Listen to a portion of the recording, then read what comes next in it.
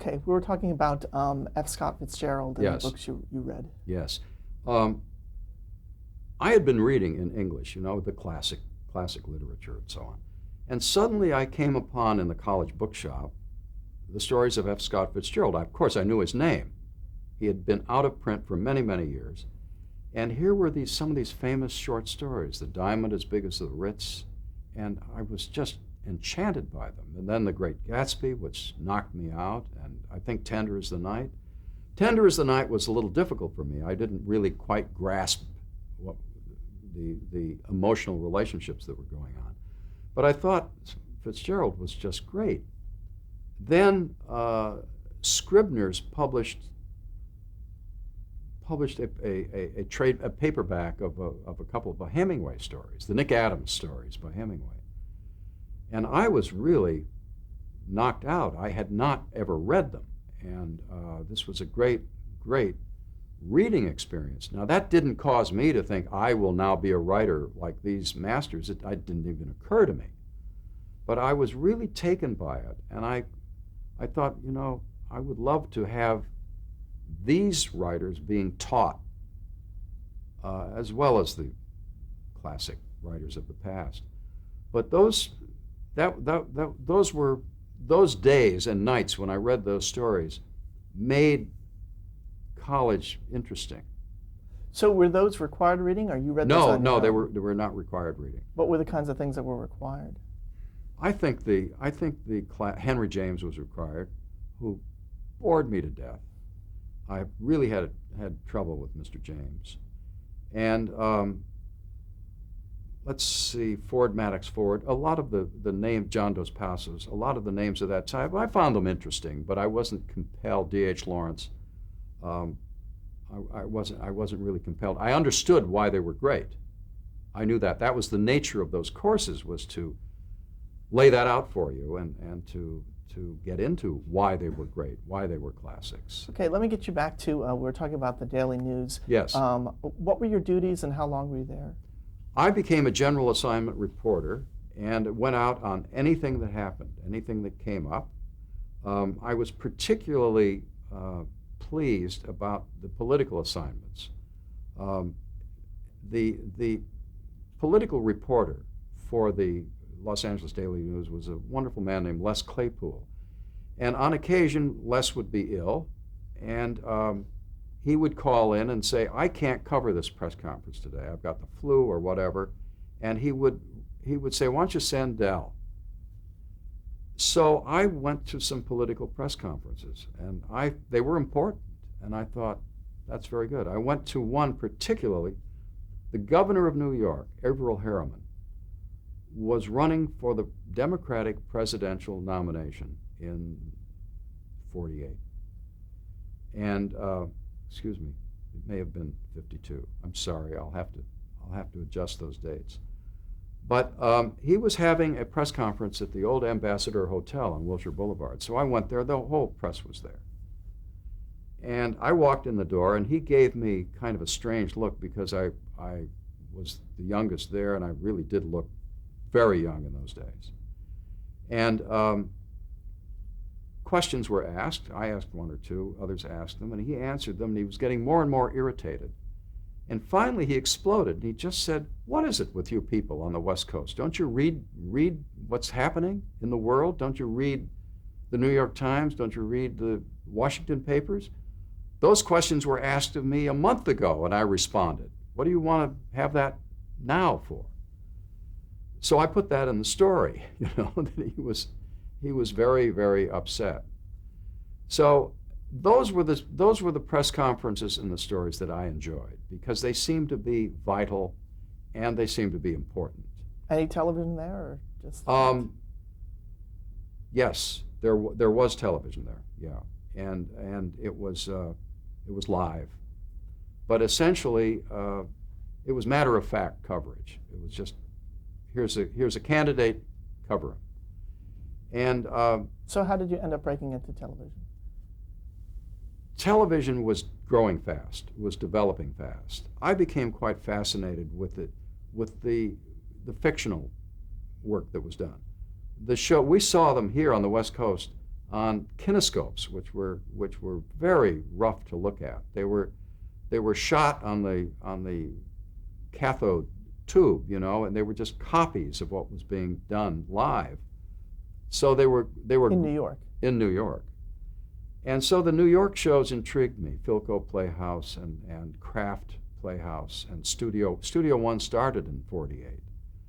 And I was intrigued by the stories they were told, and I became very interested, and I thought, you know, I can't sell to the movies, maybe I can do something about these stories, because I was always interested.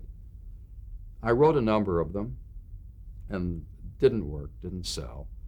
And eventually the Daily News was in big trouble. There was a huge economy layoff. I was laid off along with 20 or 30 reporters and so on. So I was out on the street, and I thought, okay, I'm unemployed. I'm going to make a serious effort now. So I wrote a half a dozen stories for the 1 hour format and 2 or 3 for the half-hour format. And my mother introduced me to an agent who was one of the lesser, smaller people in town, but who was interested in television. And he submitted some things, and nothing happened. And finally, something did happen, and I got a job, my first paying job in television, as a reader of material, and I would write a synopsis and then a comment. And I would read short stories, novels, narrative poems, sometimes scripts that were submitted, and I would get paid for that. And that was my first paying job in the field. And then I did get a job at one company. The agency, the William Morris office, was starting up a show that they owned or participated in the ownership of, called 4 Star Playhouse. It was to be filmed, half hours. And this was still when television was developing, was still live, but this was to be filmed.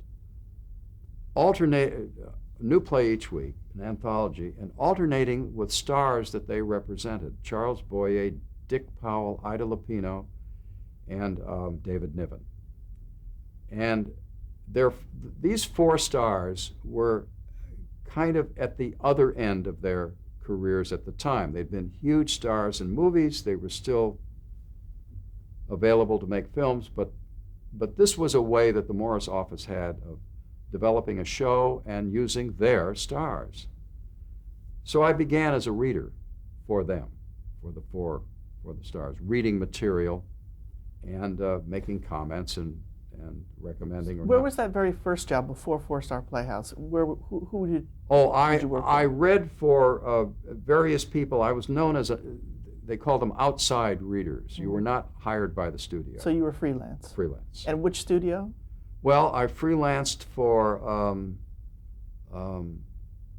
the old Fox, 20th Century Fox. I freelanced. So you were reading for what would end up being movies. That's So it's not correct. If they they- accepted it, Mm-mm. if they were interested, yes. And then on 4 Star Playhouse, can you tell me how you got that job? Who you interviewed Yes, with? yes.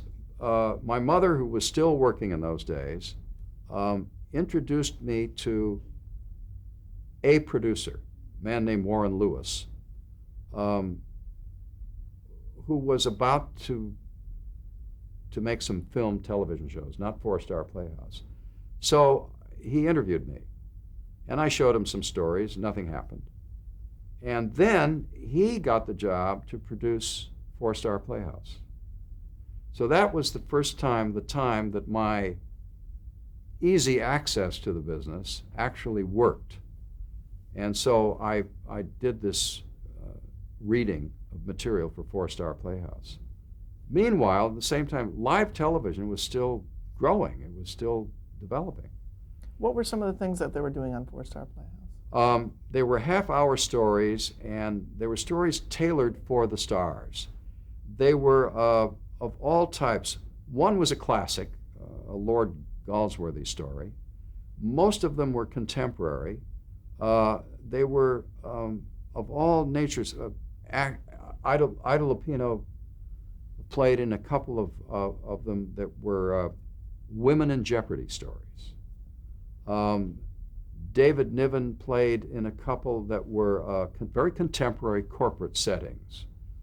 Charles Boyer, who had been known as a romantic leading man, was now beyond that age, and he played some character roles that were specifically developed for him. Dick Powell was kind of the thrust of that particular operation. He was really the businessman and the driving force of it, as in terms of the stars. And Dick Powell really was looking to continue his film career as a very strong, dramatic leading man. He had started out as a musical comedy singer, and then he made the switch as an actor in features, and he wanted to continue that.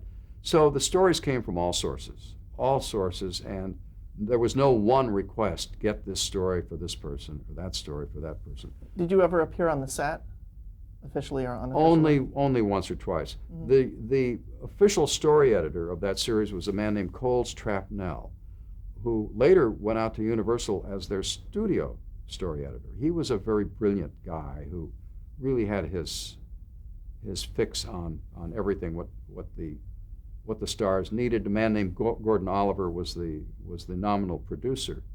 But while this was going on, I was still intrigued by live television because I thought those dramas, particularly the 1 hour dramas, were great. So I really wanted to get into that world. How long did you last on Four Star Playhouse? Probably a year. I was probably reading there a year, and then this opportunity came up in live television. I went over to NBC had opened its studios in Burbank, was about to open its studios in Burbank. Offices were still at Sunset and Vine. And I went over to meet a producer named Albert McCleary. And Albert had produced and directed a number of shows for NBC. And so we talked at some length, and he was producing a show called Cameo Theater at the time, and the original Hallmark Hall of Fame, which was a half hour, with Sarah Churchill as the host. And so he was producing that, so he was a very busy fellow, and it was kind of a formalized interview. That was the end of that. So I went back to reading at Four Star, and then I got a call to come over and interview again. And he had been told by Pat Weaver, who was the head of NBC at the time, a very colorful visionary, really. He started all of the shows, Today and all of them. And NBC, which was a division of RCA, wanted to have a color television show on in the middle of the day, and so that people could look into the appliance stores in the middle of the day on their lunch hour and see something live in color. So that was the formation of it, and McCleary was given the job of developing it. It was an anthology, a new play every day for 5 days, which of course can't be done, but it was done. So I think McCleary spent a year in the planning, just to figure out how to do this. And eventually I got a call, and I was interviewed by Al, and then by... Want to take a sip of water? You can if you want. Thank you. Yeah. Yeah.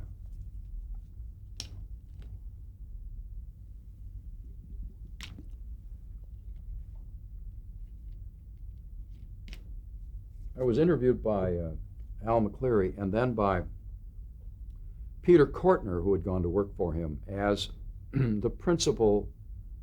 He was an associate producer and the principal story person. And I was interviewed by Peter and Al, and things worked well. And they wanted me to come to work for them. Did they explain to you why they were doing this show? And first of all, what is the show called? NBC Matinee Theater, and that was the title right away. That was it.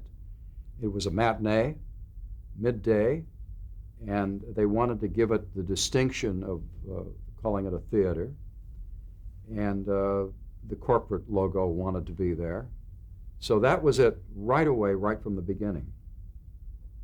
So I was in on those first few months when we were still planning it. Al McCleary, in order to get this done, had to buy scripts that had been produced a year or two earlier in live television. Buy them, do them again in the middle of the day. And Ethel Frank went to work for him. She was a very prominent writer, story editor, and she went to work for him in New York. She was in charge of buying all the material for the 5-day-a-week project. And she had a staff, very good people, Marty Donovan, Tony Spinner, a couple of others. I'm forgetting a couple of names right now. But they were essentially involved in the searching for and the buying of scripts that had been done, in addition to new material. And Ethel Frank got Gore Vidal to sell her the rights to do a script that Gore had written for Studio One a couple of years before. And that opened the doors. That allowed Ethel to go to all of the talent agencies and say, well, Mr. Vidal has done it. Vidal was prominent at that time also. And so it began that way. So when What was the one that got sold? Pardon me? What was the one, the Vidal story, do you know? I'm fighting to remember the title, but it was a story that had a touch of, he'll hate this, it had a touch of a Tennessee Williams Southern Gothic feeling, and it was very well received. And First, let me ask you a little bit about Albert McCleary. Yes. Who was he, and what was his reputation at the time? Albert McCleary was a deeply involved theater person. He loved the theater. He had been teaching at Fordham University, been teaching theater arts there. And in the earliest days of television, I think 1948, 49, he did some work in television. I'm not sure the exact show, but he came in as a producer because he'd had this great theater background. He was a passionate theater person. He could never get enough. He went to the theater all the time, and his whole background, his whole thinking was theater. So he came into the medium of live television, which was a strange, and I'll use the word, it was a bastard medium because it was somewhat theater, a little bit movies, and yet it was its own baby. And Albert came into that world with this great theater background, and he had a very flamboyant personality and a very flamboyant touch, really. And he was looking at budgets, he analyzed budgets and everything, and he came up with the concept of cameo staging, he called it, which was a very nice way of saying we don't have enough money for a complete set with all of the chairs and the tables and the walls and everything else.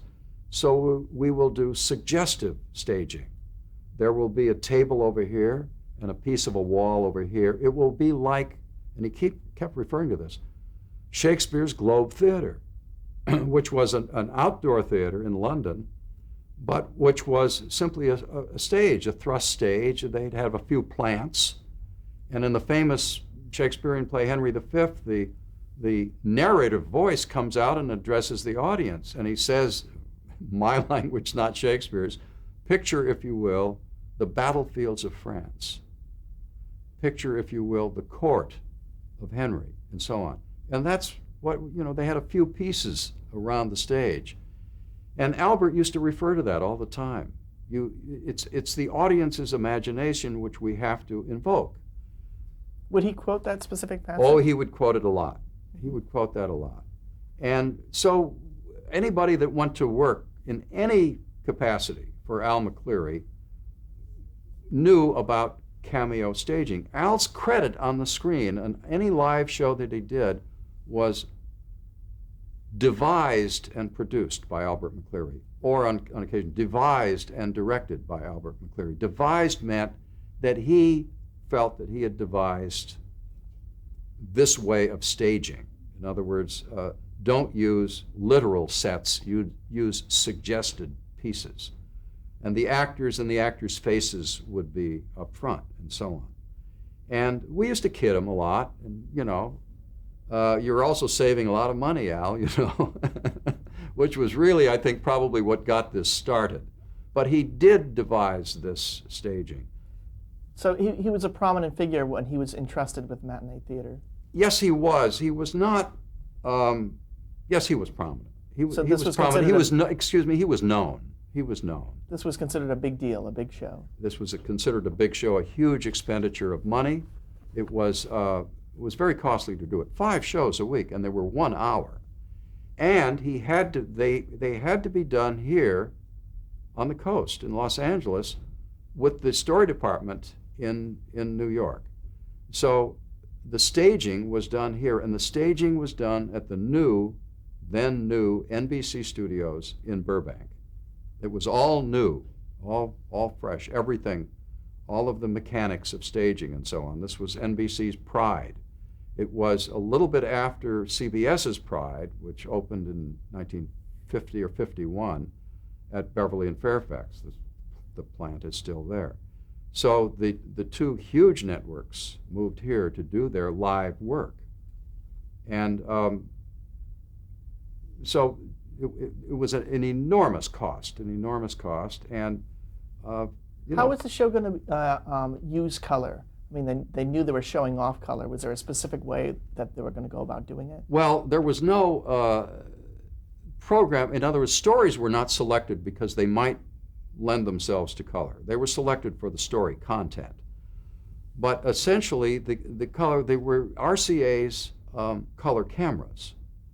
And RCA was an owner of NBC, and RCA manufactured these cameras. And from a live television point of view, very, very good. I mean, the depth perception and so on of those cameras. And the live broadcast, the color came off to our eye as very good. I mean, it was clear, sharp, very well done. And, gradually, color became what people wanted because they were broadcasting sports in color eventually. And but did the color come directly?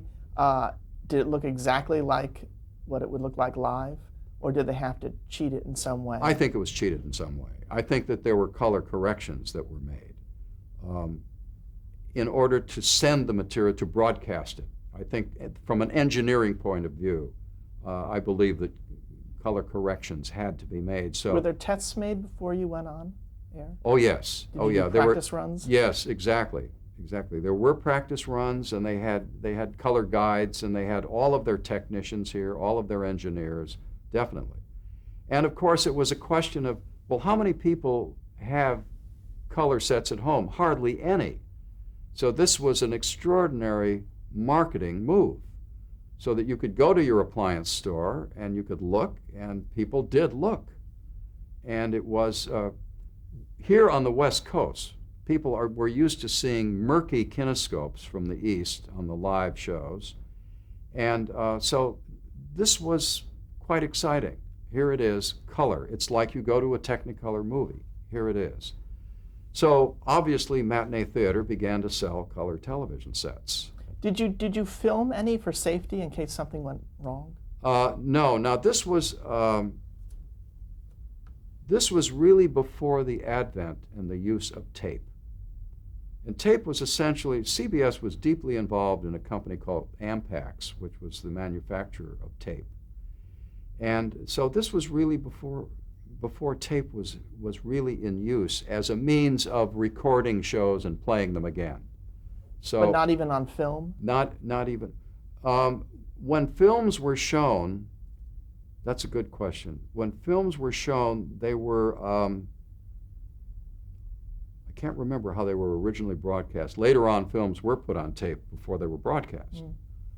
But, and tape, I think, probably was used as a recording device like that before it was actually used in films, in live television. So describe matinee theater. What kinds of productions did you do, and what was your job on the show? My job, I was one of the story editors, and I think Tony Spinner and Martin Donovan in New York and I think were credited as story editors.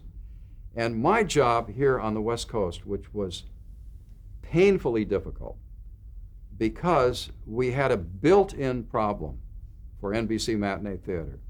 The problem was that the shows that were bought for Studio One, Philco Playhouse, Kraft Theater, one-hour shows a year or two before were on the air for, I think I'm being accurate now, 48 minutes, 49 minutes, period. Because the rest of the show, of the 1 hour, was devoted to advertising and to billboards and so on. So it was anywhere from 48 to 50 minutes, and I've forgotten the exact number of minutes, but it had to be exact. So when the scripts came out to the West Coast to be actually produced, acted in and directed and produced, they came out at 48 to 50 minutes. Well, we had a problem.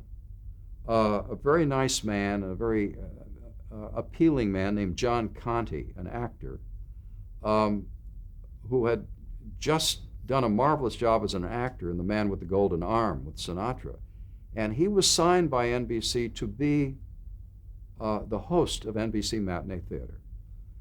He's a very handsome, middle-aged man, and the idea was that his appearance would not only hold the show together, but he was an attractive man, and most of the audience at home in the middle of the day, at that time, most of the audience was women, and that he would be appealing to a largely woman's audience.